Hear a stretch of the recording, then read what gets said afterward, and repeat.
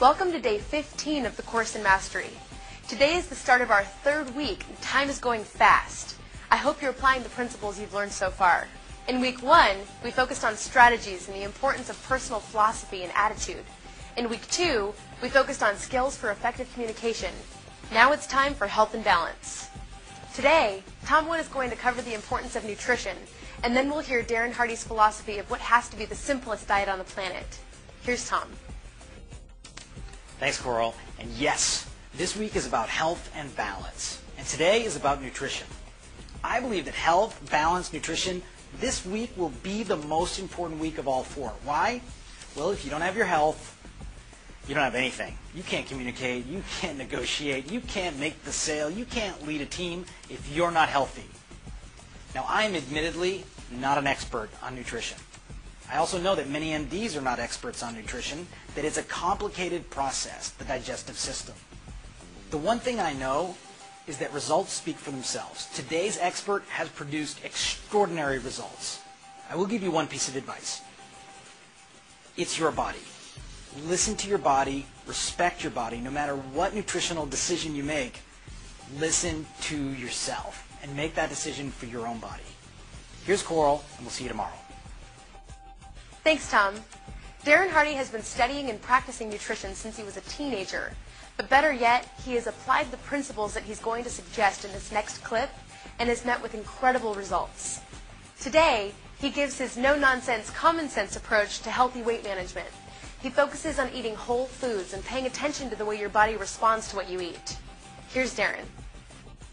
Diet and nutrition has become one of the most convoluted and complex topics within our recent pop culture. In fact, it's become a multi-billion-dollar industry with dozens of books with experts talking about their quick fix to people's prolonged neglect, each with their version of their snake oil or their secret formula to optimum health and wellness and fitness in a nanosecond.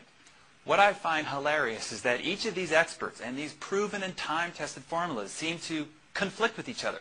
You have all these different formulas, the Atkins diet, the Zone diet, the Sugar Busters diet, the Cabbage diet. You got Weight Watchers, Jenny Craig, you got Fen-Phen, you got ephedrine. You've got all these different formulas that say that this is the answer, yet they seem to conflict very directly with each other's perfect and proven and time-tested track record. So, who do you trust? Well, for me, it's my common sense. So here's the common sense to diet and nutrition. As a matter of fact, it's so far forgotten, it seems like it's a secret. So here's the secret to all diet and nutrition. It's called the law of input and output. It's that simple.